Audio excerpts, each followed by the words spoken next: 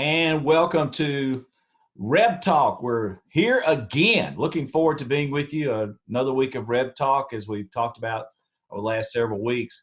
RebTalk usually ends early few weeks of baseball season, but with the coronavirus issues and everybody being cooped up at home, we made a decision to start RebTalk again. Unfortunately, not at a live venue. We're looking forward to that.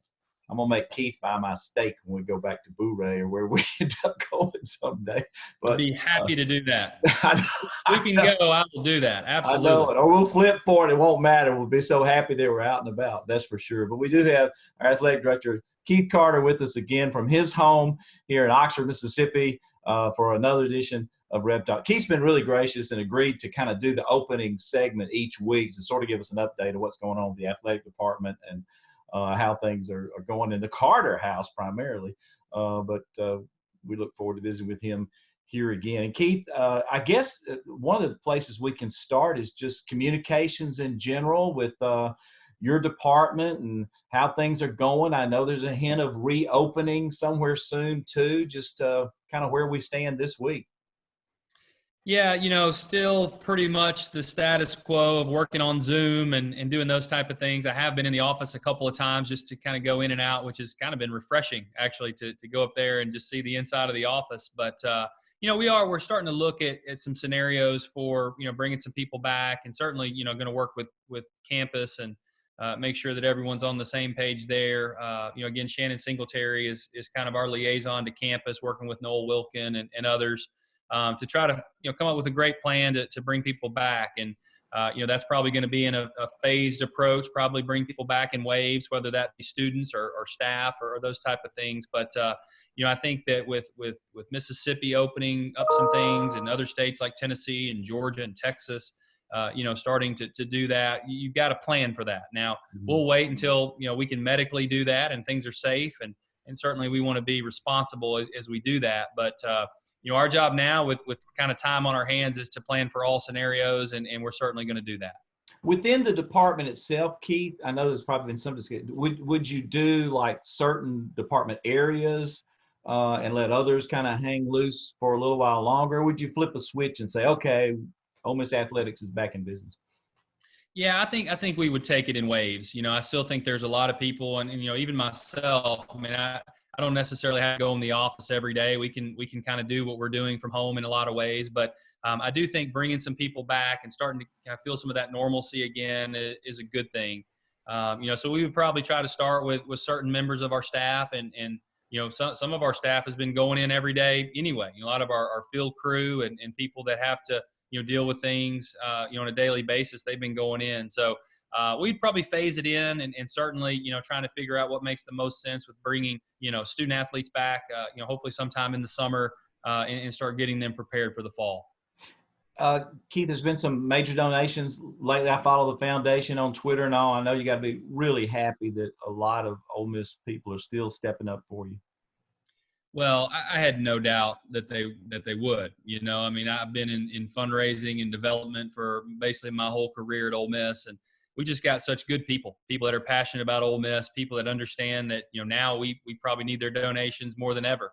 This is the time where we need folks to step up, and they're certainly doing that. So it's been really cool to kind of get the text messages from our foundation staff and our major gift folks saying, hey, we got another gift today. And this gift came in. So it's been really good. And again, you thank the Ole Miss family so many times, and you can't thank them enough just because they continue to step up. And, again, kind of in tough times, it's been really, really cool and refreshing to see them do that.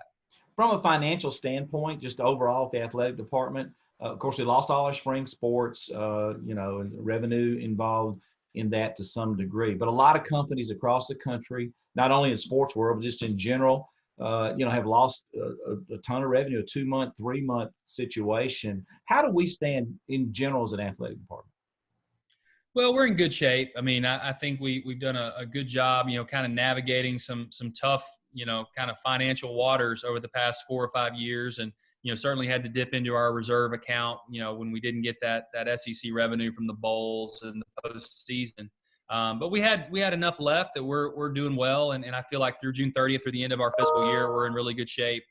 between Angela Robinson, our department CFO, and Fowler Staines, who's overseeing the foundation, they're two really bright minds, and they work closely with Larry Sparks and everyone across campus. But we feel good about it, but certainly we've got to figure out what the fall looks like. And I think everybody is looking at all scenarios. And certainly if we can move forward and play football and get our fall sports going, we feel that we'll be in a great spot. But certainly if that doesn't happen, then we may have to look at some other options. But we're the thing that I think makes Ole Miss athletics so good is the people and our staff. And so we're going to do everything we can to protect our staff and make sure that they know that we're focused on them and trying to do the right thing there. But we're in good shape. We'll keep fighting and hopefully we'll get to the end of this thing sooner rather than later.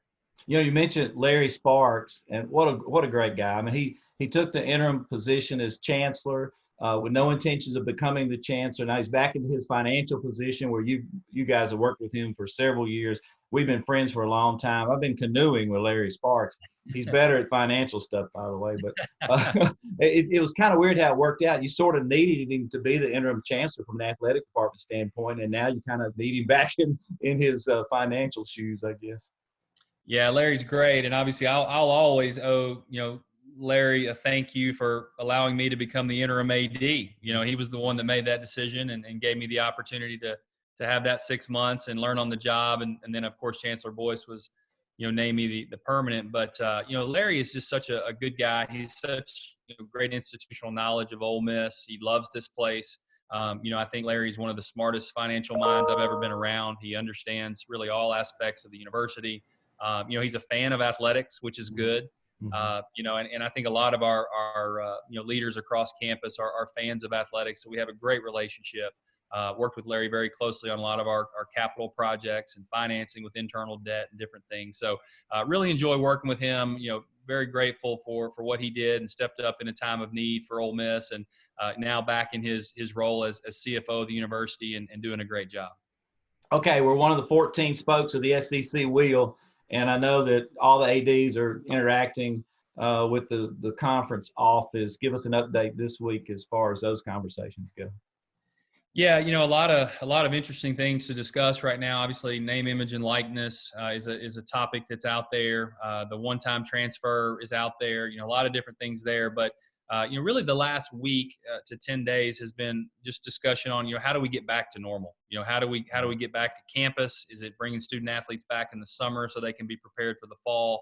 What are all those scenarios from starting fall sports on time in September to even maybe playing them in the spring, and kind of everything in between. So just a lot of discussion there. There's some bright minds around the SEC in that AD room. There's some really smart people, and obviously Commissioner Sankey and Charlie and everyone over at the SEC office has our best interests at heart. So I really enjoyed being a part of that. And, I know we're going to end up with a great solution. Will be interesting to see how it all shakes out, with us having 11 different states in our footprint. But, I know we'll end up in a good place, and certainly those conversations will ramp up here over the next few weeks. This week on RebTalk, we're going to meet one of our football coaches again, Blake Gideon, as we've introduced our fans to new coaches each and every week. And he's a special teams coach. And I know that you've had a chance. I guess you've met them all. I would think so at this point. I haven't. I've got to get out of this house so I can go meet them all. But tell us a little bit about Blake and what he means to Lane's staff. Well, Blake is he's going to be great for us. He's young and energetic. He's a great coach. He's going to coach our special teams, but he's going to be a great recruiter for us. I mean, you can just walk in the room with Blake, and he brings the energy. He kind of takes over the room. Played for Texas, so has a big time playing background. Had a chance to play in the NFL for a little while, and just a good guy. Somebody that when he walks in the living room with moms and dads and prospects. What he says is going to resonate. And, I think Coach Kiffin has done such a good job with his staff, and Blake will be a huge part of it. And, I look forward to getting to know him better, but really happy that he's in Oxford. And how did new softball coach, Jamie Trachsel, tell us about her? Well, we're really excited about Jamie, and, the softball search, it took us about a week to kind of go through the search. And, the first 5 minutes that we had Jamie on a Zoom interview, we were texting in the background, to each other on the committee saying, wow, she's so impressive.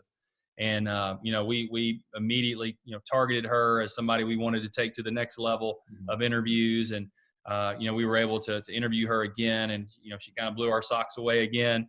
And I just think she's going to be really, really good. She's got a great history at North Dakota State, and then obviously taking Minnesota to the College World Series, in 2019. So, I think the thing about our program, David, is that, we have a great foundation. Coach Smith built a great foundation for this program and kind of showed us that we can play at the national level. Obviously we had to make the change there, but I think Jamie's going to be able to come in and build on that foundation. She understands what it takes to play at that highest level, going to the College World Series. And that's what she talked about. She said, I want to come to Ole Miss. I want to come to the SEC so we can go win a national championship. Yeah. And so we're excited about that. And, for us, now we got the coach, we got the team, we got the foundation. We got to do some things to support her and her program, whether it be with facilities, doing some upgrades over there. We're going to make that a priority once we kind of get through, COVID-19 and whatever that looks like on the other side. But we understand that softball's got to be a priority from a facility standpoint. So it's going to be a lot of fun. Excited to get her to Oxford and get to know everyone. But she's going to add to a very strong list of coaches that we have in Ole Miss athletics, and I think she's going to do a tremendous job. So how's the Carter family before I let you go? Everybody good? Yeah, we're doing great. We got a new puppy, and that's been interesting for a couple of weeks. And so kind of already ruling the household. But it's been good. Again, we're a little stir crazy like everyone else, but it's been good, and the family time's been fun. But I think we're all ready to kind of get back to some sense of normalcy here pretty soon. No doubt. Keith, thank you so much. We appreciate you. Thanks, David. All right, we're going to continue with Rep Talk. As we mentioned, we've got Blake Gideon, assistant coach for Ole Miss football, coming up next. That's the sound of rush hour.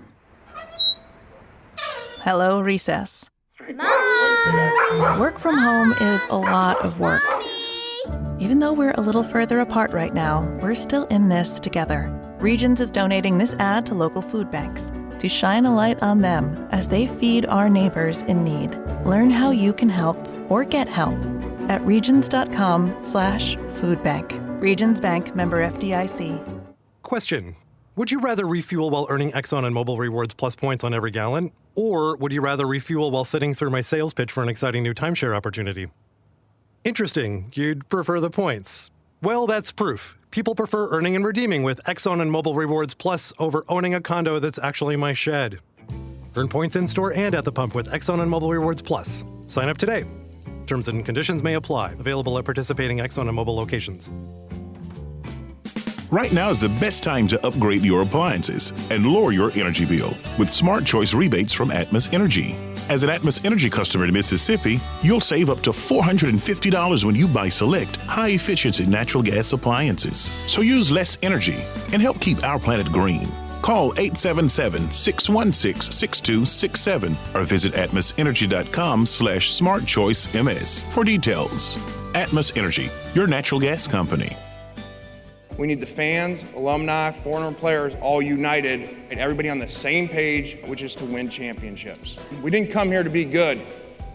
All right, that's not why we're here today. We came here to be great. Hey Rebel Nation, this is head football coach Lane Kiffin. Let's lock the bot Saturdays this fall. Become a season ticket holder today. Visit OleMissTix.com. That's OleMissTix.com. Hotty toddy.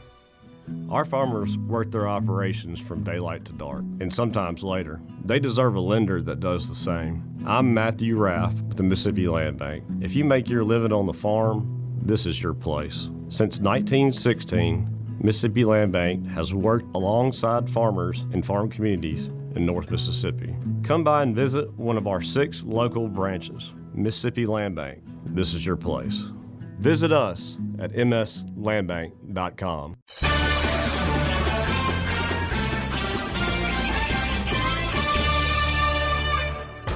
Hotty toddy Ole Miss. Now for more Reb Talk, here's David Callum. And welcome back to Reb Talk. I had a chance to visit with Athletic Director Keith Carter, and this is our second segment of the week, and we're going to keep it in the football vein. There's so many new football coaches and new faces on the staff at Ole Miss with Lane Kiffin, and you're going to meet one of those tonight, and that's Blake Gideon. Hey, Blake, how are you, man?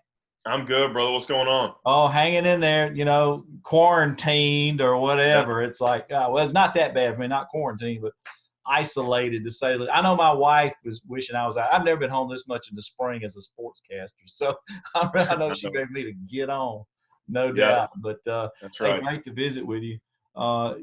Blake is going to be our special teams coordinator. Last season was at Houston, and handled special teams, nickelbacks for 1 year. Houston was, in fact, number one in the country in both block punts, had 5, and block kicks with 6 total. And under Blake, punter Dane Roy, name you may remember, was a finalist for the Ray Guy Award, had a nearly 47-yard punt average and a single season record at Houston. Prior to Houston, Blake coached at Georgia State. Previous 2 seasons, he was defensive back coach and defensive passing game coordinator at Western Carolina. And has some SEC flavor in there too, don't you, Blake? I mean, I do. Florida, Auburn, South Carolina. Auburn, a quick drive through Columbia, South Carolina. So yeah, I tried to cover all my bases before I circled back as a full-time SEC coach.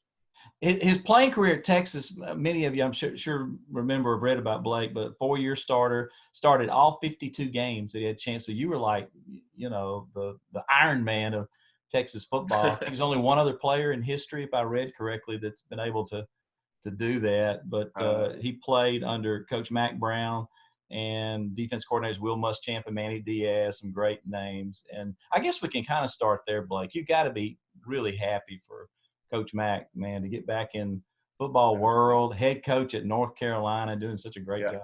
I think everybody that played under Coach Brown kind of saw this coming.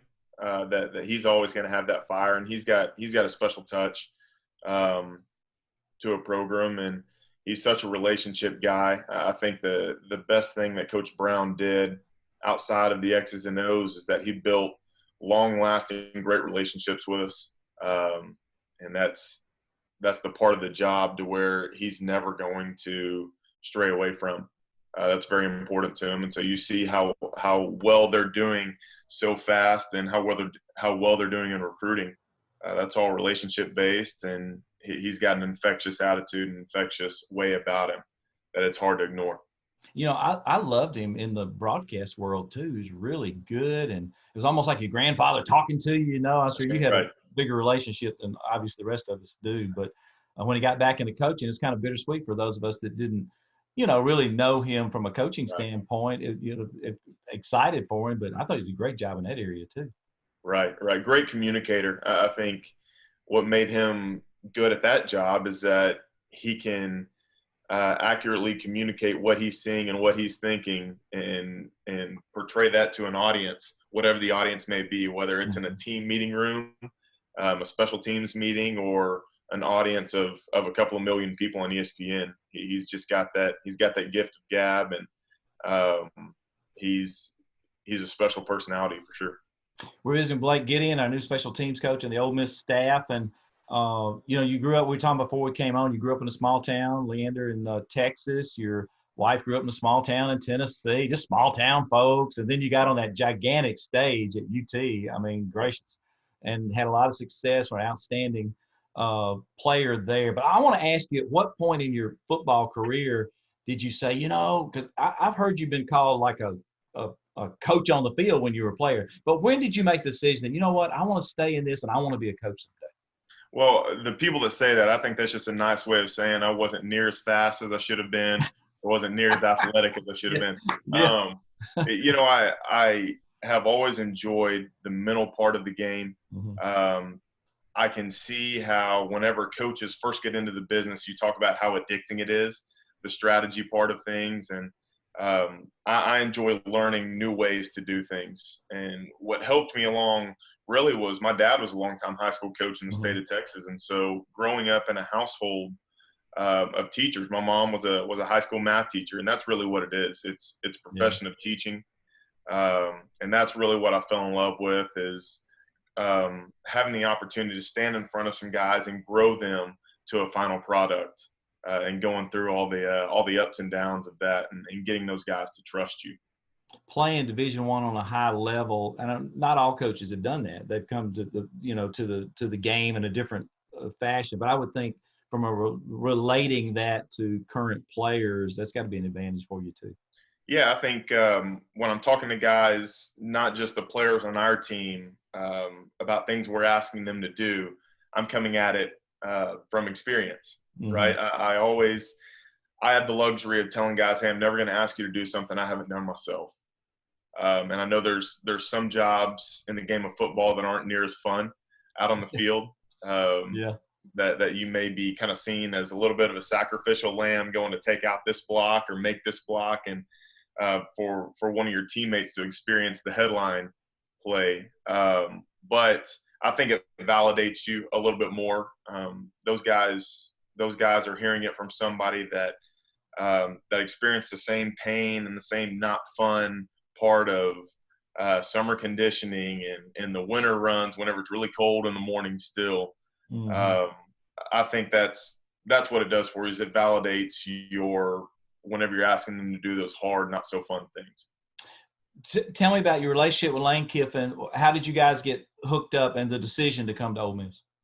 Yeah, well, we had some mutual associates, and as everybody talks about football coaching, and especially in college, it's such a small world. It's a small fraternity, and what I've learned is there's really about 4 or 5 ways of doing things, right? Of like all the 130 whatever Division I programs, there's 4 or 5 different ways to play defense, 4 or 5 different ways to move the ball on offense, and the same on special teams. And so you kind of align yourselves with the same thought process in the business. And I know Coach Kiffin wants to have an aggressive mentality on teams and an attacking mentality, and I believe in the same thing. And we've known some of the same people in that special teams world.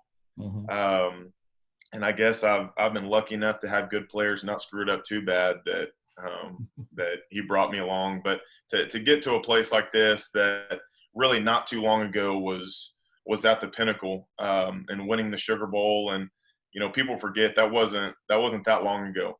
And this place has the potential to be really good and consistently good. And whenever you're able to do that in the SEC West, which is the best side of the best conference in the country, I don't think that's something that you can pass up.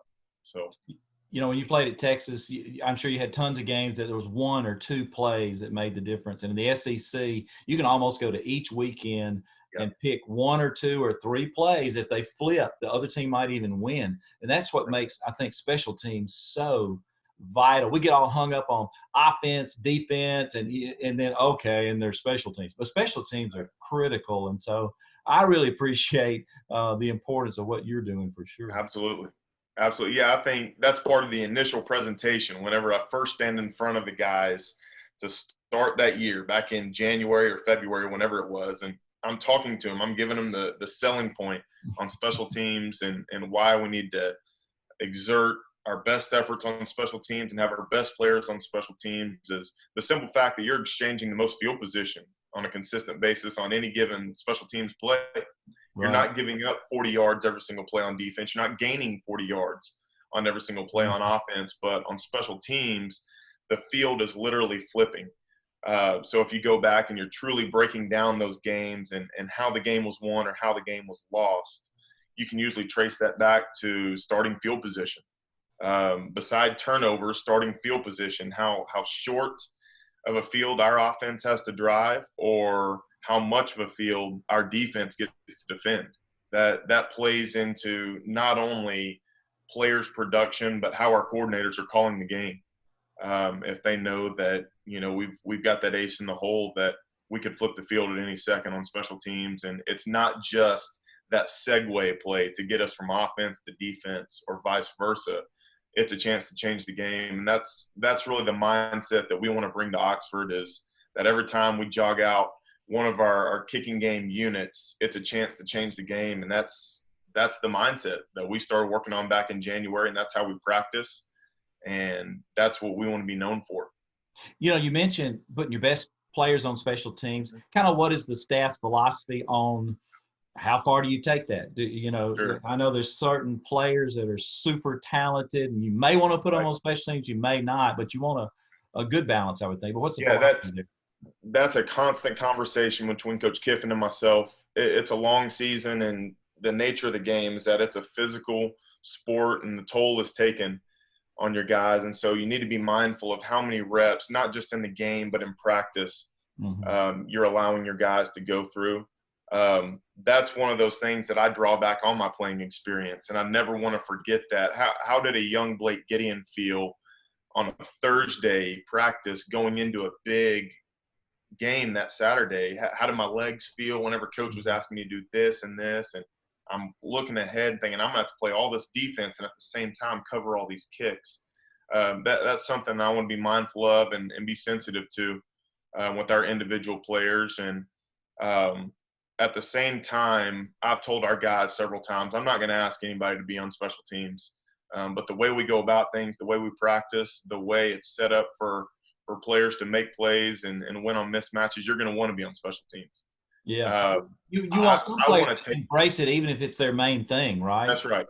That's right. I would much rather take you off than have to beg you to go out there and cover a kick or go block for your buddy on a return game. So it's the mindset, and the best teams I've been a part of, the best special teams cultures I've been a part of. I was having to physically grab our best players and keep them from running out on the field because they wanted to go not just return the kick for the touchdown. They wanted to go block the kick. They wanted to go set up that big block to spring their buddy. They want to go make that big tackle on the coverage unit. So that's when the culture is getting to how you want it. And I think we're well on our way to getting it to how we want. And obviously the main litmus test is seeing how we do against people that are wearing different colored jerseys. Yeah, no doubt. There's some good ones in this league, by the way. Yeah, there are. One or two, yeah. You had the 5-block punts at Houston. Talk about how you break down. I don't want to give everybody your secrets. National How do you find cracks in like punt protection? Just watching film, and then I'm sure once you do it and have success with that, players and really buy into. Yeah, I think at the beginning part of the week, you need to have an idea really before you even go into the season, which is kind of what I'm doing now. I know the schedule. I know who we're going to play, and you know who the coordinators are going to be, and you have a pretty good idea of what teams are going to do, what their philosophy is. You've got to get a feel for the other team's personality. What do they want to do? What are they good at? Let's make them do something they're not good at. If we're going to lose this thing, then let's make them let's force them to beat us doing something that's they're throwing their changeup. Let's not get beat by the fastball. Yeah. Really, it comes down to players after that. I try to get out of our guys' way. I try to get our best players in one-on-one situations to where we've got the best chance to win. As much as I want to sit back in my office and play mad scientist and try to scheme up all these cool blocks, a lot of that is what we call in coaching clinic talk. And it doesn't work as much as you think it would. It's about players. Our whole philosophy is based on technique and effort. We want to have better technique and effort than anybody we play against, and we can't just talk about it. We have to practice that way. We probably compete more in practice than most teams, good versus good. There's not a whole lot of times where we're just going against a scout team on special teams in practice. So we're finding ways to get that technique work on both sides of the ball to where we can win those one-on-ones. So finding out the personality of the other team, what do they want to be? What do they not want to be? If we force them into it, and then just setting up one-on-ones for your best players. Well, I can't wait to see it unfold. Hopefully you'll have some success and block. I love block kicks. I think it's a lot of fun. Let me ask you a recruiting question just in general. The Ole Miss footprint, it's a small state, but gosh, we have got incredible players here. And I know that Lane and your entire staff, y'all came in and we're kind of behind the 8 ball a little bit with a short recruiting season. But when you look around you, the other guys on this staff and the potential of recruiting not only in state but also nationally, you got to feel pretty good about what you can acquire in the future, huh? Yeah, absolutely. I think you kind of alluded to it. The first thing you want to do, you always want to win at home, right? You want to get the homegrown talent, the best players in your area. That means a lot to the program and to the culture we're trying to build in that locker room. But at the same time, we want to have a big enough footprint to where we can go out nationally and go win on that kid out in California or way over on the East Coast that people have kind of written the SEC off. You know, they've already kind of said that that's going to be a Pac-12 kid or that's going to be an ACC kid just by geography. We want to have the ability to go to the four corners of the United States and further if we need to in order to get the best players and continuously improve our roster. I think we're all on the same page with that. We've got a bunch of energetic guys, mostly young, energetic guys, and even the guys that are senior age-wise, they've got a lot of energy to be able to go out and go get guys. I don't think anybody is flinching one bit whenever a kid that's beyond that 5-6 hour driving radius pops up. It doesn't matter. We're going to go try to get the best available. That's awesome. And we're visiting with Blake Gideon on our football staff, one of our new football coaches. We got a bunch of those, by the way, and he's handling special teams and all. Okay, all of my Rebel friends are going to say, if you don't ask him about that baby crib in the background, so explain yourself. Yeah, so right now it's just myself and my wife. And we found out back in the end of January, we had really just moved to Oxford that we're expecting a little one. Awesome. In the middle of the season. And so we're part of what I'm doing right now. And I know being the son of a coach, my dad is shaking his head saying, you got to plan better than that, son. I'm going through practice scripts and everything. And in case I have to pass it off in the middle of a game or middle of a week to one of the other assistant coaches. But the great thing about that, and not many staffs can say this, is we've got a couple of former special teams coordinators. Coach Partridge ran the teams up at Michigan, and Coach Durkin really got his start, got his name out there as an elite special teams coordinator at Stanford and at Florida, playing that same aggressive style. So I know those guys are kind of licking their chops. They may want me to actually go to the hospital at the beginning of the week so they can get back into that special teams world. But yeah, we're expecting a little boy in the middle of October, and we'll see if he's stubborn like his daddy, then he's probably not going to stick to schedule. So we're ready for all curveballs that he's going to throw at us. No doubt. Well, sadly, tell the family back home in the Lone Star State that this one is going to be an Ole Miss Rebel. I think they know. I think they know for sure. We've already told them. Good deal. Hey, Blake, great visiting with you. Looking forward to working with you some more down the road. And again, I know it's a little late for me, but welcome to Oxford. And I appreciate it. We're excited about Rebel football. Yes, sir. So am I. We All right, appreciate Blake. it. Thanks, man. We'll see you, brother. When we come back, we've got our new softball coach, Jamie Trachsel. That's next on RebTalk.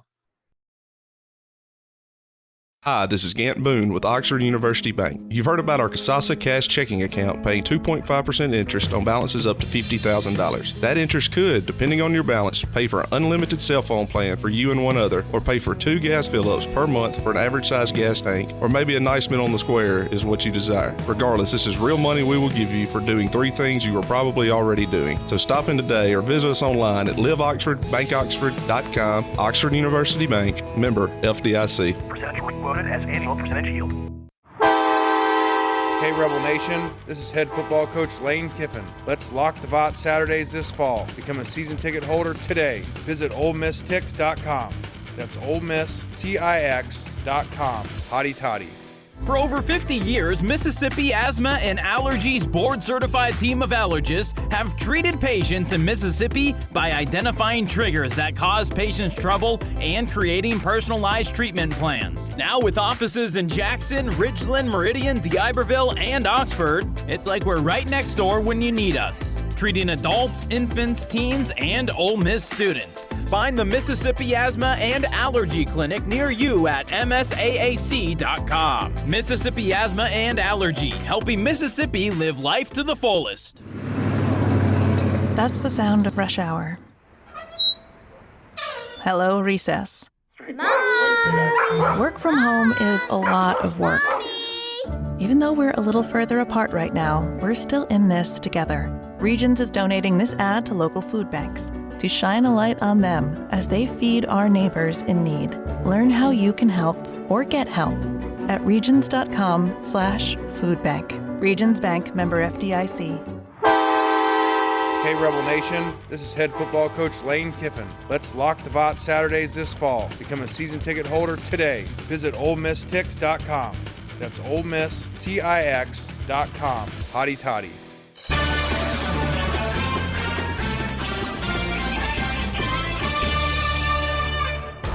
Hotty toddy Ole Miss. Now for more Reb Talk, here's David Callum. Welcome back to Reb Talk, and we're in our third segment tonight, and we are so honored and privileged to get to dive into the world of softball with Jamie Trachsel. Just been hired as a new softball coach, and she's had 7 NCAA tournament appearances already, 11 conference regular season tournament championships. I'm just reading this stuff, Jamie. It's really cool. 79% winning percentage in conference play, which I'm sure all these SEC folks are going to be excited to have too. She's come from Minnesota, and she got them in the College World Series. 10-year coaching career there in North Dakota State, Iowa State, Minnesota, and was the 2019 NFCA Great Lakes Region Coach of the Year. And we can go on and on. She's got 346 wins to this point, and we were very, very fortunate to get her. Last year, the Gophers had one of their best seasons ever, best season ever, I guess.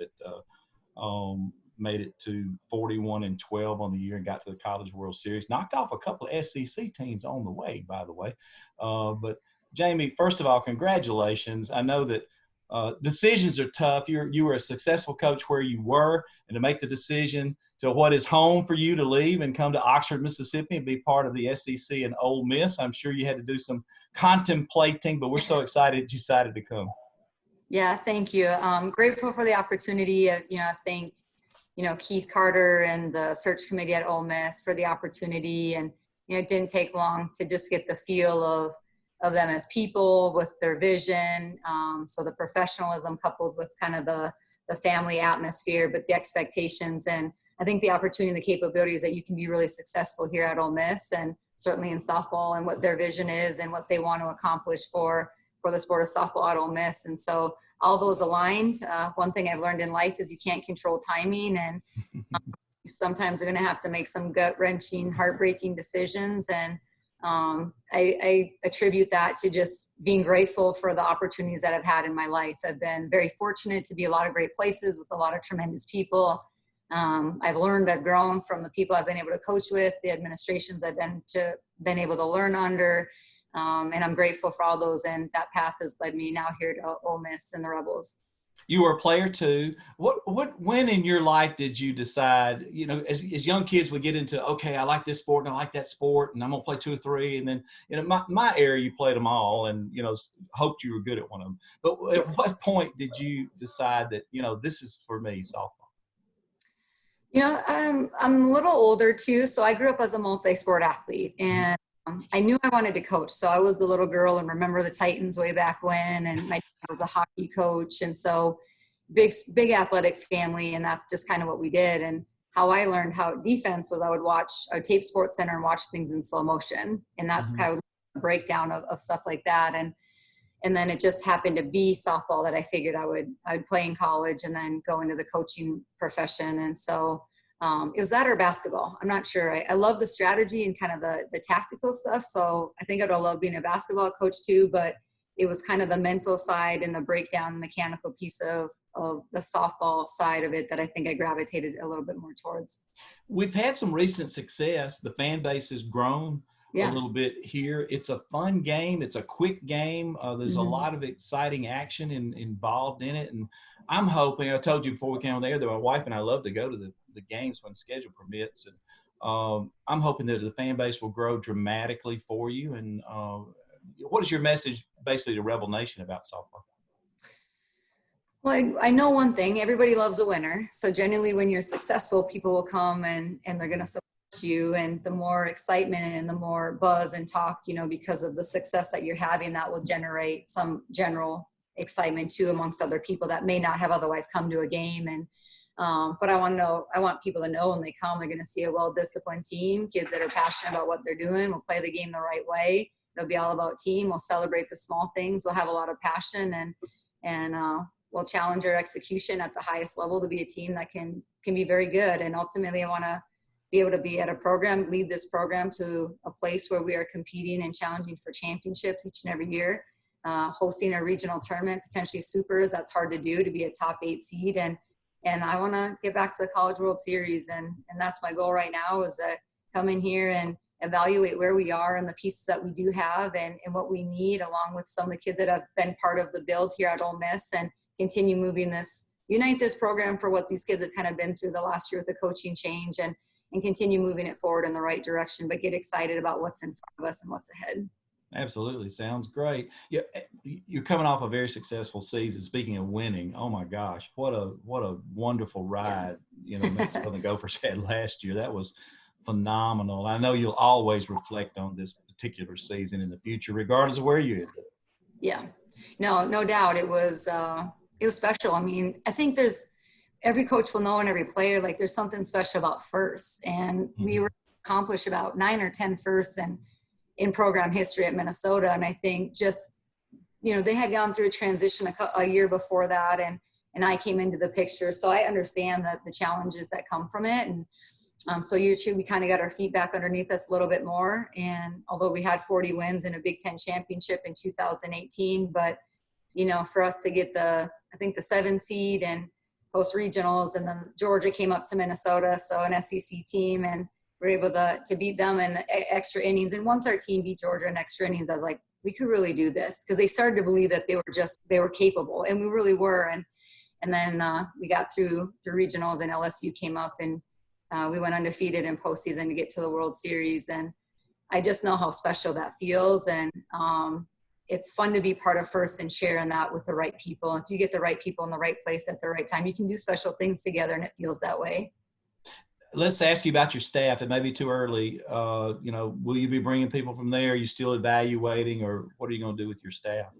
Yeah, I'm working on our staff right now. I think at one lockdown for sure. And they'll be announced, I think, once we're legally able to announce them. So I'm just working on the extra pieces of it, but got good candidates, got good people in mind. I've had good conversations, and they'll be plenty qualified to come in here and do their part and do their job. And my thing is just making sure we have the right fit for the right style and the right culture that we're going to have here at Ole Miss, doing things the right way on and off the field. And I think you can have the best of everything. You just have to be willing to work for it. So we want to be great when we're on the field, and challenge and push the limits and raise the bar and challenge for more in that area, and certainly be able to enjoy each other and develop the relationship pieces of that, not just amongst our staff, but with the players individually and collectively. So working hard to find the right pieces. And I know I found them in a lot of people. So just be narrowing down, what is the perfect fit. We're visiting Jamie Trachsel, our brand new Ole Miss softball coach. And it's funny, we cranked up RebTalk again, Jamie, to introduce new faces. And I mean, we've got, I told one of the coaches last week, dozens of new faces across the board in our athletic department. Keith is not one of them, though. Keith has been around, former player, and I'm sure you really enjoyed getting to know him in this interview process, and the rest of the staff that were involved in it. But I know that we have expectations, for our new softball coach, but I'm sure you had some expectations too that you wanted to present to them. I know facilities, one of the things that's popped up in conversation a lot lately, and it's good, but can be a lot better. But what are some of the expectations that maybe from your side of the fence you want to see out of the Ole Miss administration? I think the facilities was one that I just know has maybe been in place for a while. It's kind of been on the docket just to get going. And obviously we're in a very unique situation in our country. Right. The world, and that's going to hold any of those conversations in production. It was a healthy conversation. I know that it sounds like, and it will be, that softball will be kind of next in line to get rolling whenever things get a little bit back to normal. And I think financially institutions are a little more set. So there's a lot of things here that Ole Miss offers. There's nothing that we're real deficient in at all. And so it's just continuing to grow your program and grow your brand, and to be a national contender and a national brand. And sometimes things have to mirror each other, the expectations and where you are with what you have. And that's just continued communication and challenging to change and challenge your best with whatever you have. So I'm excited for that. And I'm definitely optimistic about what they have to say about the facility piece of everything. And I think, but we have enough that we need to be successful. We really do. So the rest of that is just continuing to build on what what's already here.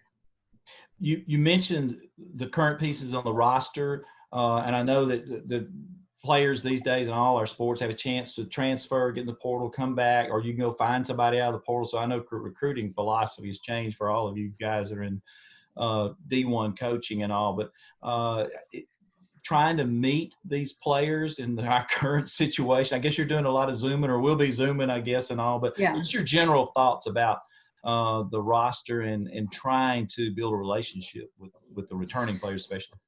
Yeah, I have to learn the roster a little bit, and it's only been a couple of days, and working through the pieces of saying goodbye and closing everything out here with transition, even just during the hiring process has kind of been more the focus the last few days. And had a chance to meet the team last week on a Zoom call, a group Zoom call, and so later this week and next week I'll be setting up individual calls to have those conversations, but more faces and names, obviously, besides just reading a bio and statistics. So that piece will help. And then I need to get into watching some video just to get a little more familiar with them on the softball field. So getting to know them, what their personalities are, kind of the mentality piece of it, and their experience at Ole Miss and what got them here and what kind of drives them moving forward. And then the evaluation piece through video, which, really through this time, we kind of have some time to do actually, because we can't get out recruiting for several weeks now still. So I'll to do that. I don't think this hinders that much. And in maybe some cases we have more time because we're not out on the road trying to do a lot of things at one time, and we can see kids, we can get to know them, we can do our evaluation piece as we keep moving forward.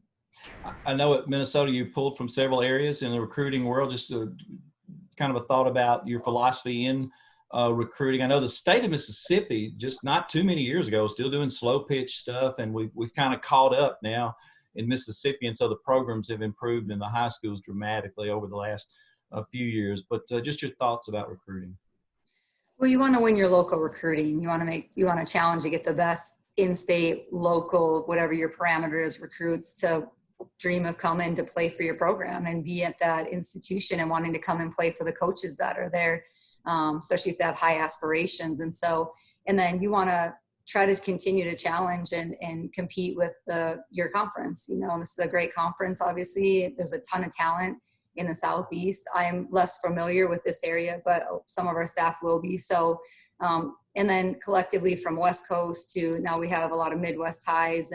But you definitely want to make sure that you're pulling from your region and your local talent, the best talent that you can get, and then branch out from there. All right, you're stuck at home. Fill our fans in. What family are you bringing, or dogs or cats or anything, or is it just you headed this way? No, there'll be some of us. I think we got some family members that are going to help with the transition too. So I haven't always been in my home state, which is Minnesota. But my sister lives a mile and a half away. So I said that she's got to come with me.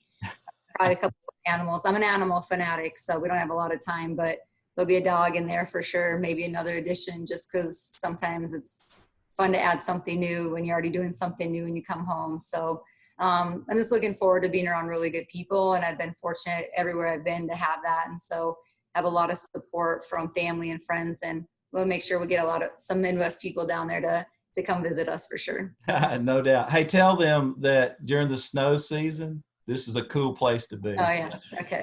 They can still bring their golf clubs when it's snowing up here. Absolutely. Okay. They don't have to hit off ice and all that good stuff. But hey, you're coming from a great area. You're going to enjoy Oxford too. And Jamie, thank you so much. And we're looking forward to watching your career and helping you in every way we can. And we challenge our fans to continue to stay behind softball and bring some friends with you, right? Absolutely. All right, Coach Trachsel, thank you very much. And that'll wrap up this week's edition of RebTalk. We'll see you next week. Thanks for tuning in.